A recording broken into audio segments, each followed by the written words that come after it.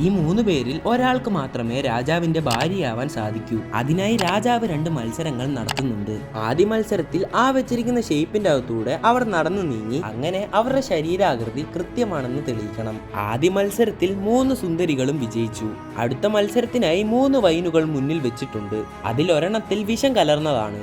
അതുകൊണ്ട് ആദ്യം അത് 3 കുറ്റവാളികളെ കൊണ്ട് കുടിപ്പിക്കുന്നു. അതിലൊരാൾ വൈൻ കുടിച്ച ഉടനെ തന്നെ മരിച്ചു വീഴുന്നു. ഇത് കണ്ട ഒരു റാണി തനിക്ക് ജീവൻ കളയാൻ താല്പര്യമില്ലെന്നും പറഞ്ഞ് മത്സരത്തിൽ നിന്നും പിന്മാറി. ഇനി ബാക്കിയുള്ള 2 റാണികളുടെയും അവസരമാണ്. അതിലൊരു റാണി വളരെ ധൈര്യത്തോടെ തന്നെ ആദ്യത്തെ വൈൻ എടുത്ത് കുടിക്കുന്നു. എന്നാൽ അവൾക്കൊന്നും സംഭവിച്ചുമില്ല. അതിനുശേഷം രണ്ടാമത്തെ റാണി വന്ന് ആ വൈൻ കുടിക്കാൻ ശ്രമിക്കുന്നുണ്ടെങ്കിലും അവൾ ഭയന്ന് ആ മത്സരത്തിൽ നിന്ന് പിന്മാറി. ഇതേ സമയം ആദ്യത്തെ റാണി മറ്റ് 2 വൈന് കൂടി എടുത്ത് കുടിക്കുന്നു. എന്തുകൊണ്ടാണ് താനിങ്ങനെ ചെയ്തതെന്ന് ചോദിച്ചപ്പോൾ ആ രാജാവ് നിരപരാധികളെ കൊല്ലാറില്ലെന്ന് അവൾ പറഞ്ഞു. അപ്പോഴേക്കും ആ മരിച്ചതായിട്ട് അഭിനയിച്ച വ്യക്തി എണീറ്റ് പോകുന്നു. അങ്ങനെ രാജാവ് അവളെ തന്നെ കല്യാണം കഴിച്ചു.